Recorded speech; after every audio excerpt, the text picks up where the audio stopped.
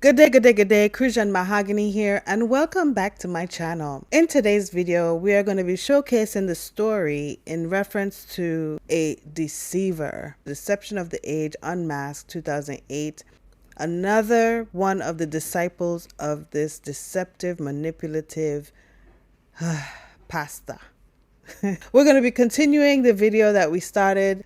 Right now, the BBC has created a 3-part series in reference to this pastor. Go and watch that video. It gives a very detailed overview of what was going on in his church. We're going to continue watching Agomoh Paul and his story and his experience while at this synagogue. That video on Bisola Hepzibah Johnson's page.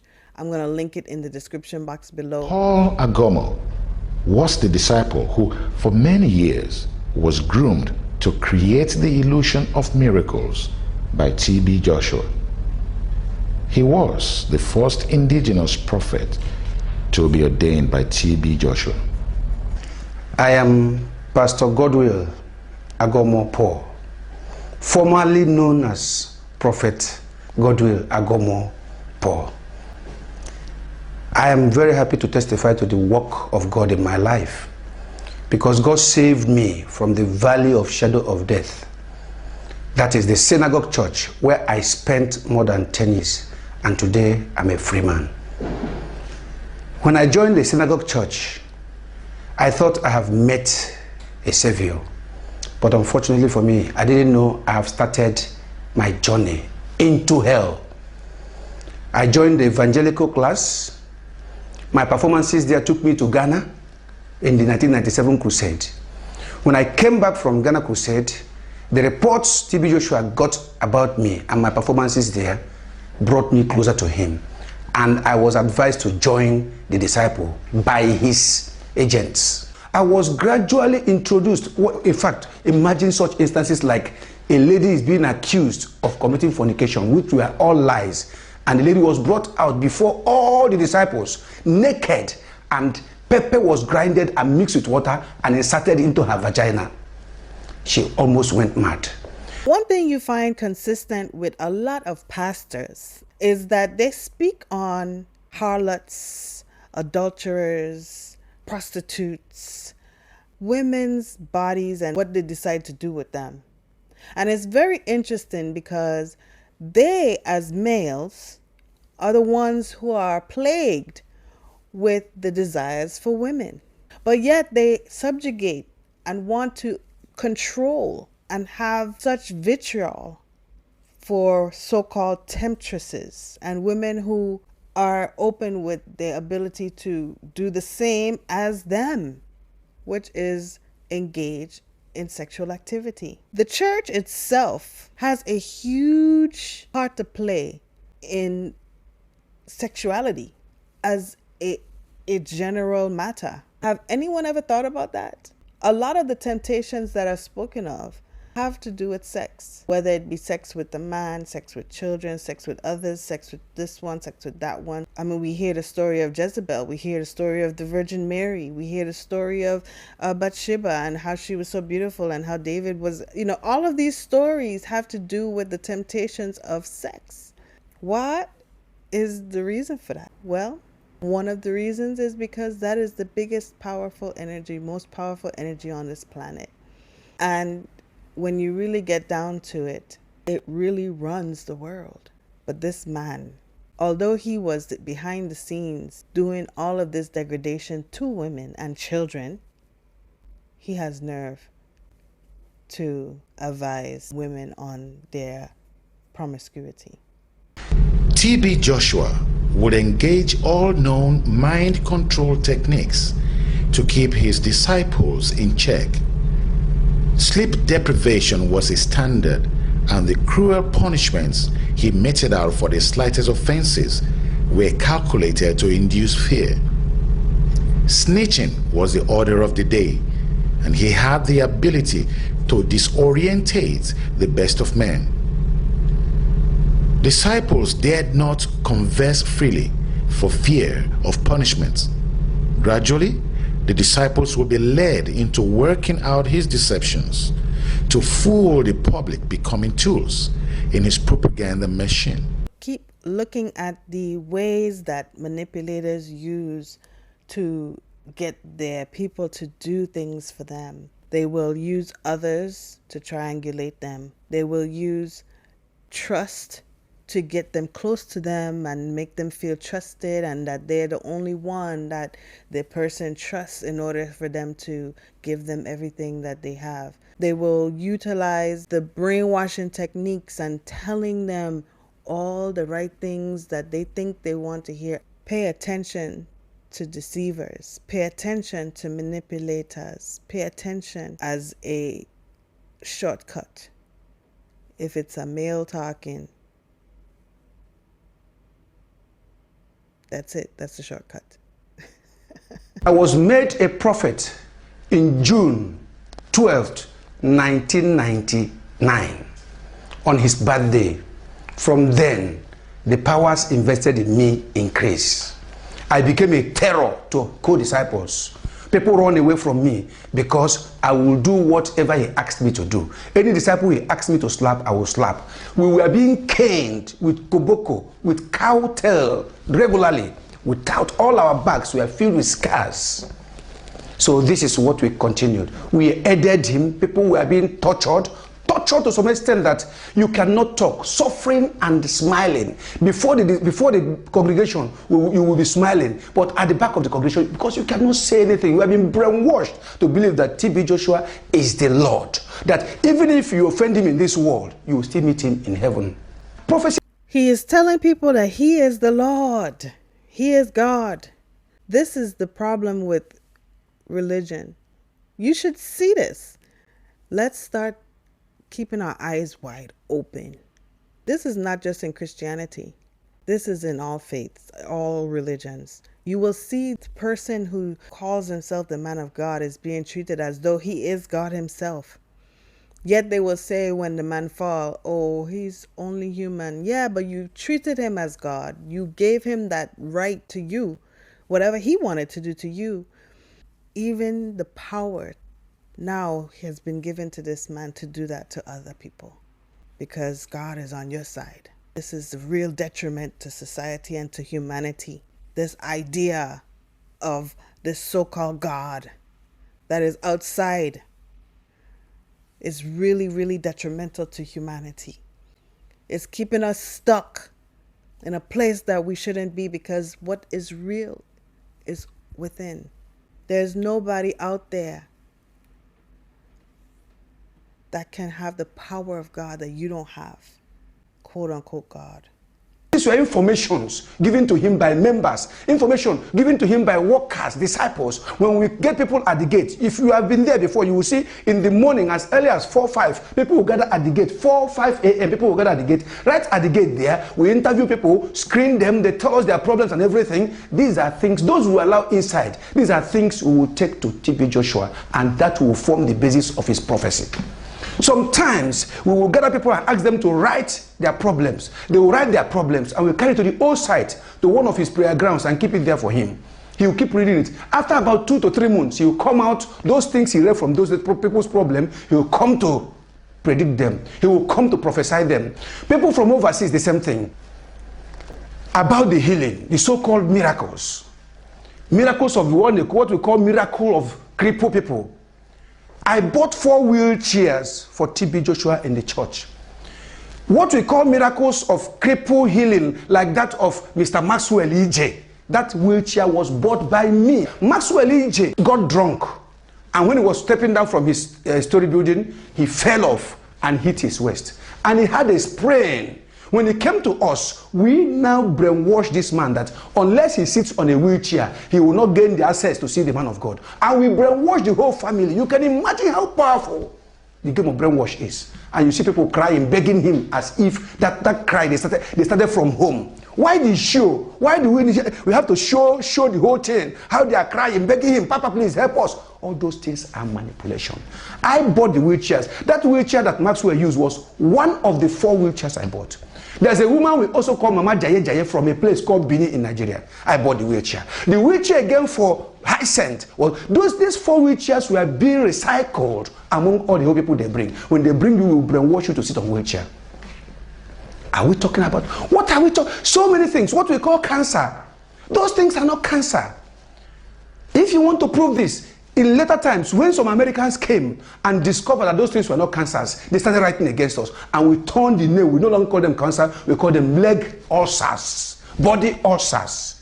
No longer cancer again. Those things you see we bring out there are wounds. Some of them are wounds sustained from bike driving. Some are accidents. Some are fire burns. Some are gunshots. Different kinds of things. And these things are fresh. Things that will heal with time. If you come to the emergency in the morning as early as 5:30, you will see that the main cancer people are being discharged at the gate and brought in those with fresh wounds. The things you call cancer of the breast is not cancer of the breast. They are mostly women nursing babies. That thing is not cancer. It is abscess. Abscess of the breast, maybe because of the pressure, because of that is abscess. I can explain this to you. You have to look at those pictures very well. You will see those things are not cancers, they are abscesses. What if they had also gone to a normal hospital? That thing will be removed. There are so many things we did with TB, Joshua. I'm just, these people were so fooled. And people are still being fooled till today. I will continue my Sunday worship series, because a lot of people fall for this. All in the name of trying to get help to solve a problem. I feel so bad. I feel so bad that we're just that desperate. We're so desperate. All of us. We have fall susceptible to it. But time for truth to come out. Time for the deceivers to be exposed. In life or in death, you will be exposed.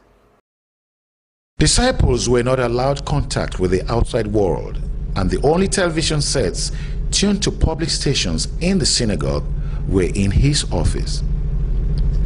Joshua has a morbid hatred for all genuine ministers of the gospel. He will deride, abuse, and curse ministers while watching their TV broadcasts. The ministers in Nigeria, big top ministers, David Oyedepo, the redeemed pastor, Pastor Adeboye, Michael Okonkwo, I've seen their pictures whereby he will ask the prayer warriors to put their pictures under his shoes. These are the spiritual work he normally do. And he will use the shoes to be walking on his prayer mountain. Sometimes he will be using hammer to hit on these pictures, because he doesn't want them to say anything negative against him. He does not want them to say anything about him. Spies with recording devices were sent into various churches to monitor those who opposed TB Joshua. Rejected and derided by the Pentecostal Fellowship of Nigeria, TB swore revenge. Using his doctored videotapes and staged miracles as his major thrust, he convinced the nation that he was bigger than all other churches.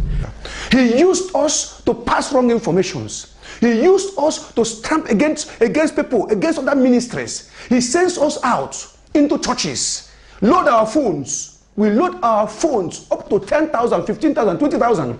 Inside those churches, people will be talking, whatever the pastor is talking will be recorded. We dial a call. When we dial his number, the number will be reading in his office and these things will be recorded. He had minions willing to do anything for him because of fear, intimidation. He wasn't paying these people, He gave them a place to live. They had to live there. As you will hear from their stories, they had to live there. They didn't get a paycheck. He provided them housing and food. Just like a slave, just like a prisoner. They were captives.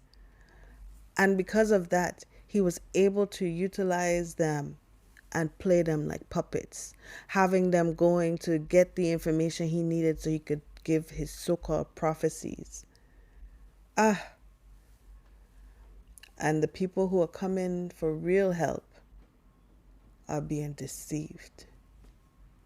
So many things about TB Joshua. He is an epitome of deception. He is a house of horror. 1 John 2 verse 18 says, "Little children, it is the last time, and as you have heard that Antichrist shall come, even now are there many Antichrists, whereby we know that it is the last time." I was a junior prophet with him. I was in Ghana. I went to Ghana because Pastor Kayode, who was there, moved out of the church, established his own Awakenness Chapel, and took away all the members. I went there because TB Joshua sent the first person, Prophet Ben, and Prophet Ben could not perform. Prophet Ben was given outstanding instructions to go there and make sure that Kayode is bundled inside the boot of a vehicle and brought back to Lagos. But when Ben failed, he knew I was the person who could do it, so he sent me to Ghana.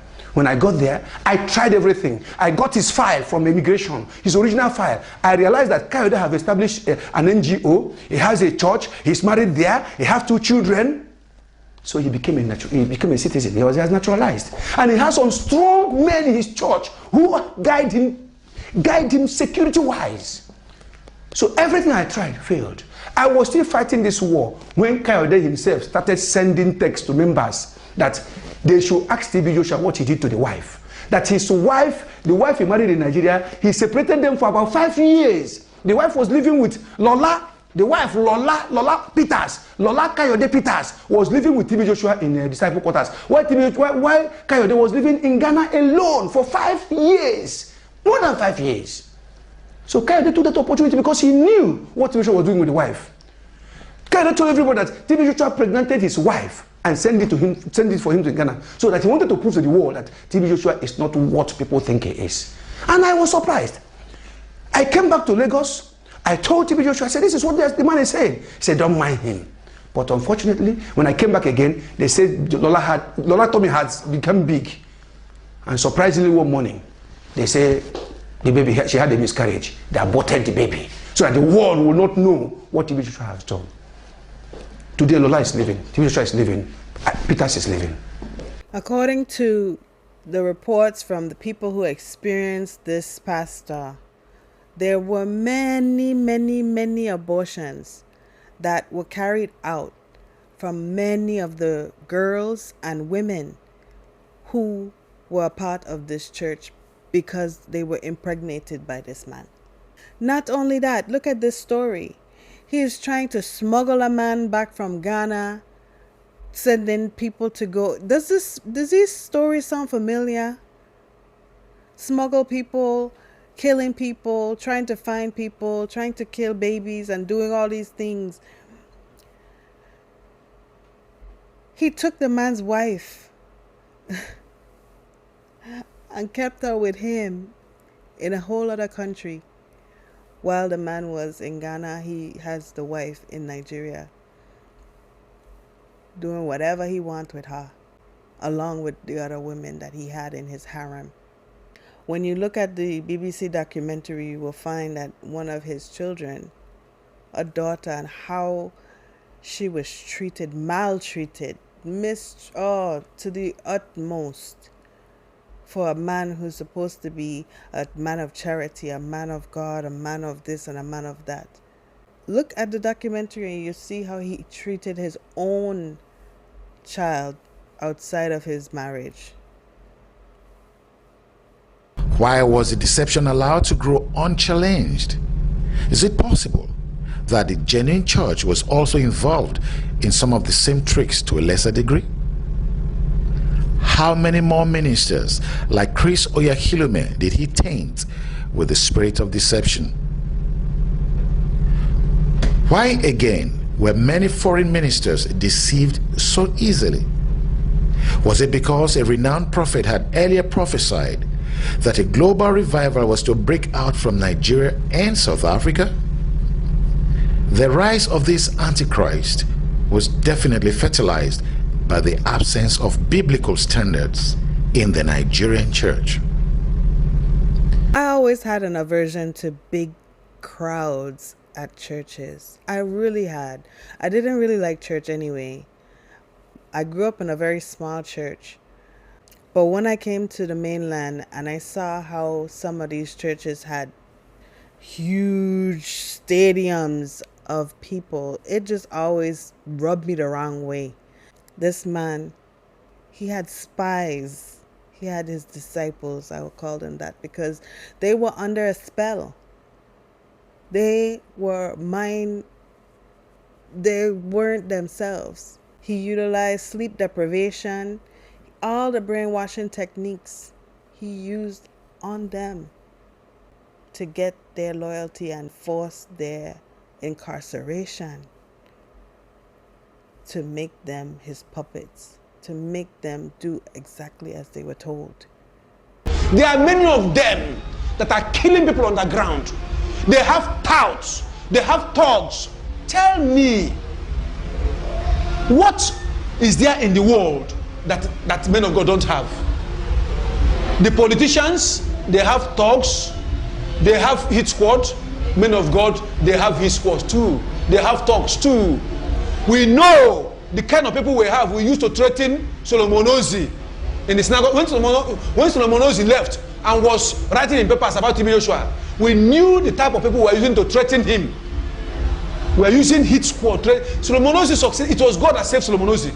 If not so, you have been out there. We have so many things in the synagogue church. I really commend these people for their bravery, because it was hard for them. It was not easy for them to leave this church. It wasn't just like they could walk out the door anytime. They were also being threatened. The deaths that he mentioned here are even just people who come for help, not to mention the people who were part of this church that died upon leaving. This story goes so deep, y'all. I'm really proud of them for having told this story even at a time when this man was still alive and could really have sent someone to harm them, and actually did send people to harm them. It's really, really a testament to their bravery and their willingness to tell the truth in the face of danger, in the face of someone who is maniacal and psychotic. It really is a testament to them. I credit them for their bravery and their ability to tell the truth no matter what they were facing.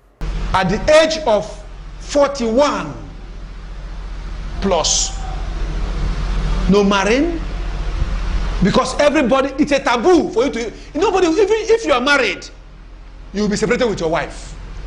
If you are lucky, if you want to sleep with your wife, he is the person who will tell you when to sleep with your wife.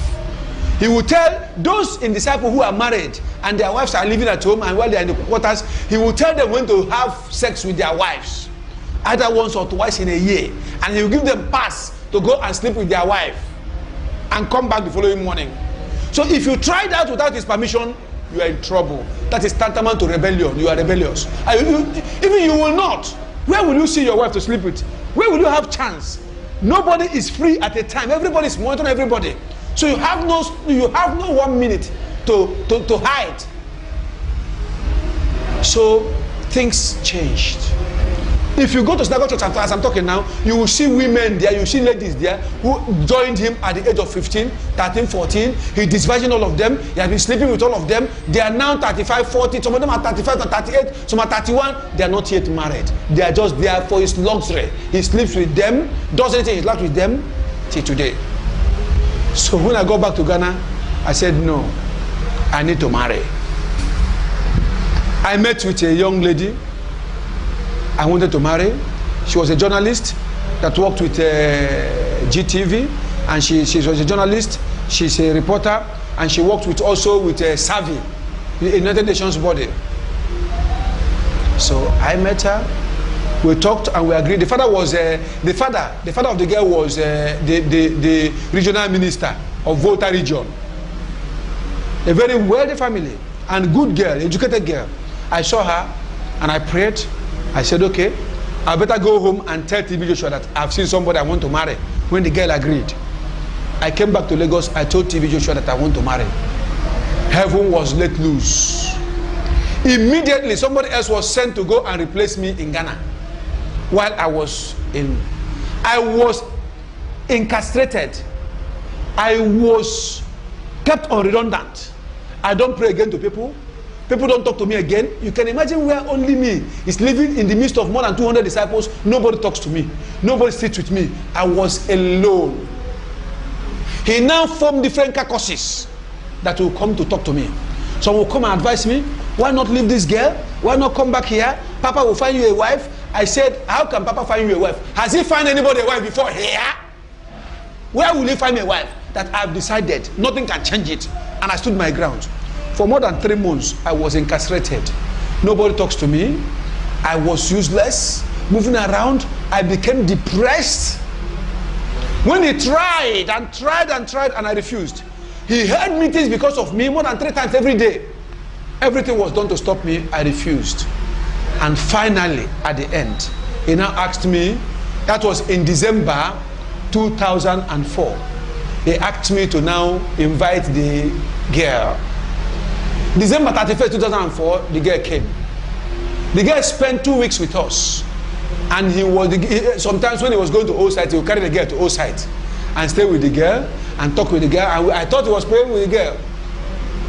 When the girl came back, after 2 weeks, the girl wanted to go. He called us and said, okay, that I have to follow the girl and go back to Ghana. That the prophet that was already in Ghana that came to replace me, that was a prophet Ben, will accompany me to the father's house so that we go and see the fathers and know what is the necessary things to do so that he can marry her for me. I was so happy. We went to Ghana. I went back to the church. The girl went back to their house. I arranged with Prophet Ben. We went to see the parents, but we didn't meet the father. So they gave us another appointment in 2 weeks' time. So we came back after seeing the mother. I came back to Lagos. It was not up to a month when they wrote me, when they called me that the girl had problem, was in hospital.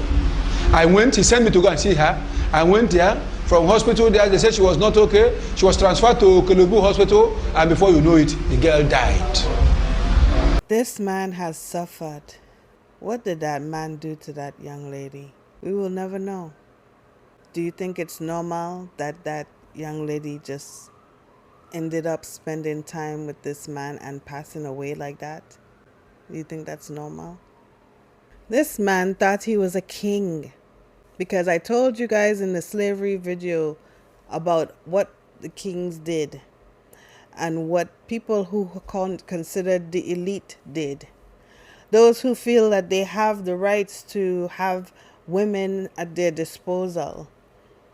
These women and children turned into women who weren't able to live their own lives and have their own families if they wanted to. Half of them, as far as the people who experienced this shared, lost wombs because of the amount of abortions and different problems that they were having with having to keep getting rid of children by force. I'm not surprised at this, though. This is the behavior of male nature unchecked. This is what happens. It's a destructive behavior. When you have unlimited supply, unlimited resources, this is what we see in their nature. This is a really sad situation for all the people involved. I'm glad that they were able to come out and tell the truth. For many years, Bisola and Agomoh have been telling their story. This story is an old video, as you can see. And now that the BBC has produced a documentary in reference to it, there are still people who are in their comments coming down on these people for talking about their prophet. That's how far the deception goes. That people can see these things and hear from the victims and still not believe. That's to show you how ignorant we are about human behavior. That we just don't want to believe when the truth is staring you in your face. Tell me what your thoughts are about this video in the comment section below. I hope that if you are a victim, that you have the courage to tell the truth, even if you are faced with adversity, because that is unfortunately a lot of times what the victims face. But share your comments below, share the video, subscribe to the channel, and I hope to see you in the next video. Laters.